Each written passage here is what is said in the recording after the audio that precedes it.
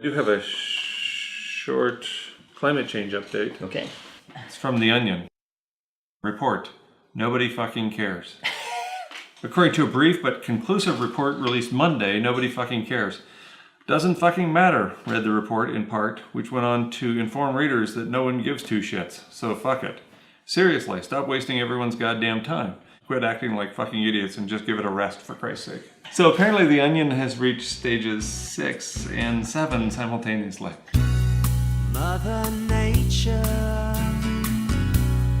Mother Nature, she's gonna get you. Yeah, she's gonna get you. Mother Nature. Welcome to Nature Bats Last on the Progressive Radio Network. It's NBL on PRN.FM. I'm Mike Sleva along with the good doctor, Guy McPherson. This May 24, 2016 edition, episode 91 of Nature Bats Last comes to you live from the Mud Hut in southern New Mexico. My first book, when I left active service at the University of Arizona, when I moved out of Tucson, Arizona, my first book was called Walking Away from Empire.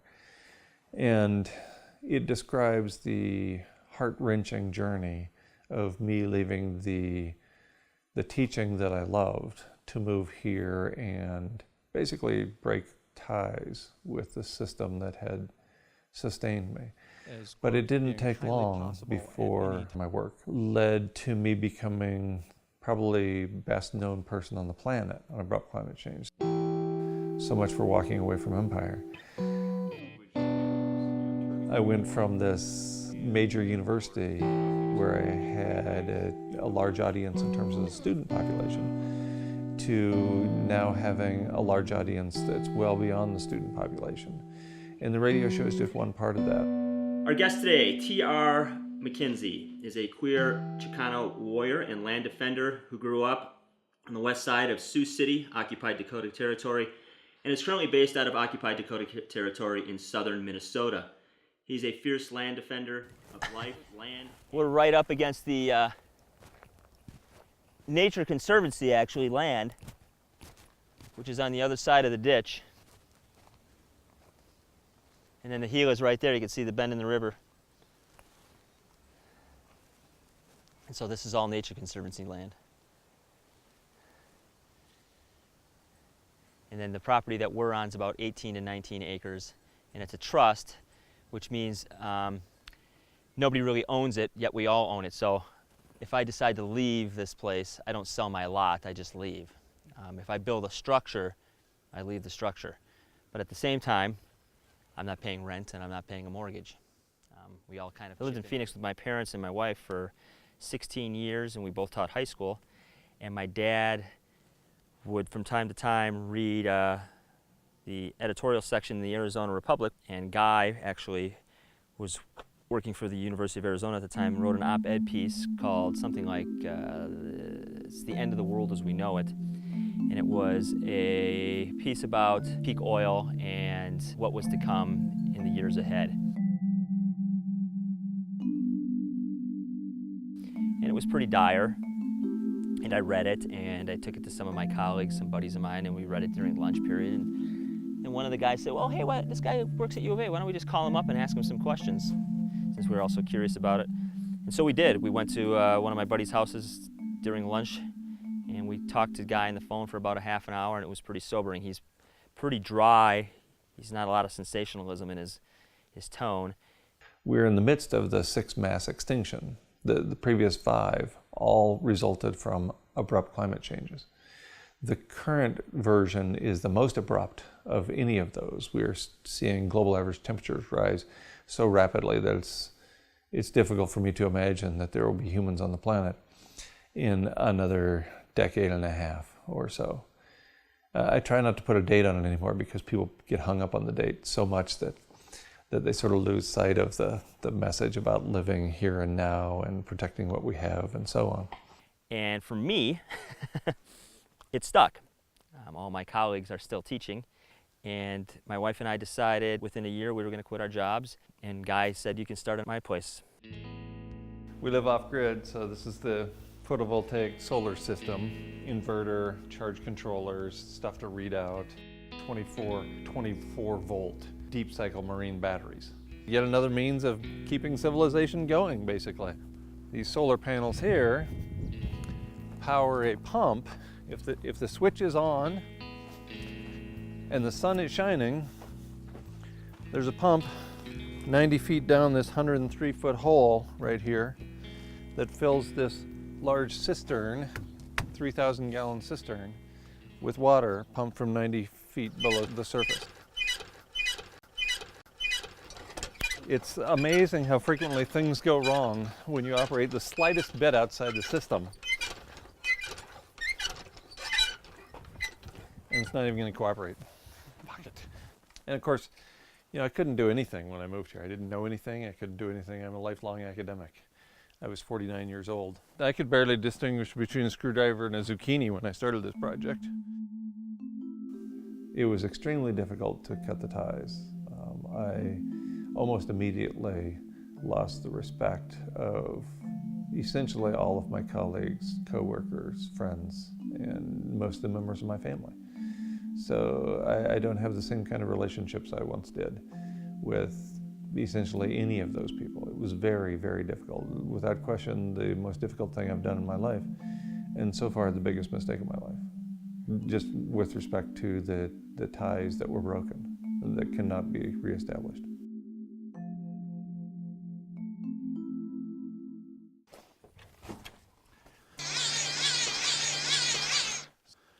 You can't sustain the unsustainable indefinitely. Industrial civilization is the most unsustainable of all civilizations before us, and they all go away. When that system goes away that many of us have come to depend upon for our very existence, when that system goes away, we wanted to be able to ensure our continued persistence, at least for a while, in the wake of that, what many people would see as a disaster. It's a Mongolian, the Westerners call it a yurt. Yeah, I mean, it's 283 square feet, and it's made out of larch wood, and it has lattice walls, as you can see. There's 81 Huns, they're called, all hand-painted.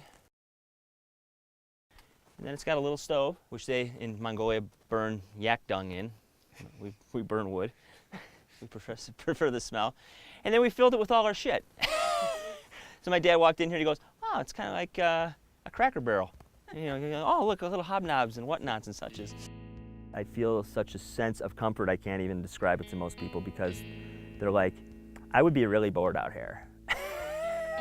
Like, what do you do all day? And I say, I get up, I take a dump, I eat some breakfast, and then I go for a run. So I think people have a different impression of what living out in nature or closer to nature is.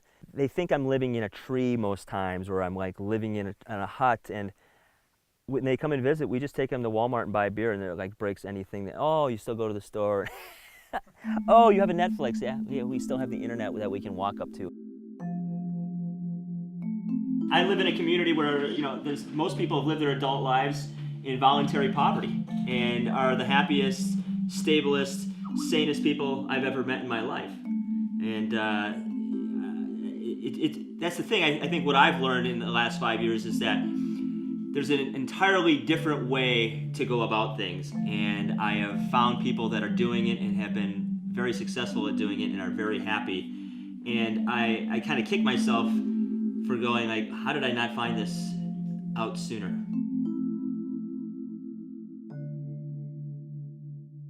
Elizabeth Kubler-Ross's 5 stages of grief are pretty well known. A couple or 3 years ago, I came up with a 6th stage, specifically applied to climate change, where we see a lot of denial still. We see a lot of anger. Finally, after I realized I'd been in acceptance for a long time, I also realized that gallows humor was how I spent quite a bit of my time, and that I defined it as being beyond acceptance, but to the point of being able to joke about our own demise.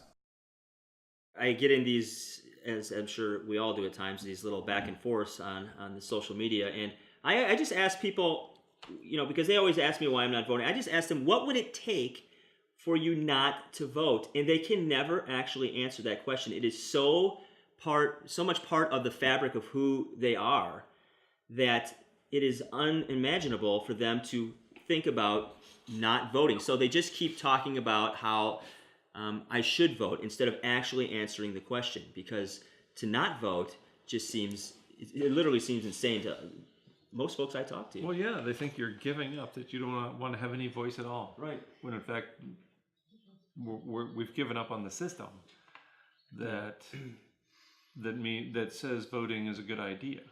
And then the next step is the stage, what I call stage 7, and that's the fuck it stage, which doesn't mean that we don't do anything, which is commonly how I'm heard.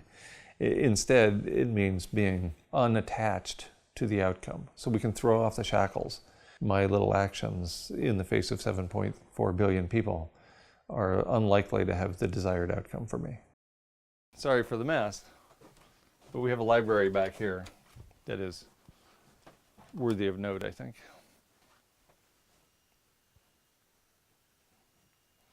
And one thing that you'll notice if you look up close is there's a bunch of texts selected specifically because we were anticipating grid failure for an extended period of time. So we have things like ditch medicine and where there is no doctor. This is the library that was intended for the we're going to live forever outlook that most Americans have. So if you're going to live to be 100, you're going to have to learn how to do all these different things. Well, as it turns out, I'm not going to live to be 100. The world's oldest human being turned 117 years old in early March of 2015. And when asked to ponder those first 117 years of her life, she responded with 4 words. It seemed rather short. And I can pretty much guarantee that most people on the planet are not going to live to see 117 years. To put a punctuation point on her message and mine, she died just a few weeks later. Sure enough, it seems rather short. So how do you want to spend your relatively short time on the planet? If your days are numbered, and by the way they are, then how do you want to spend those days?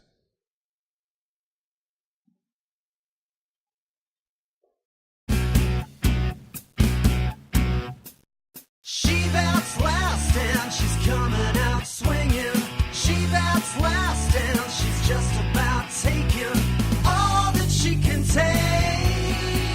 And it's payback time, motherfuckers, it's payback time. I said it's payback time, motherfuckers, it's payback time.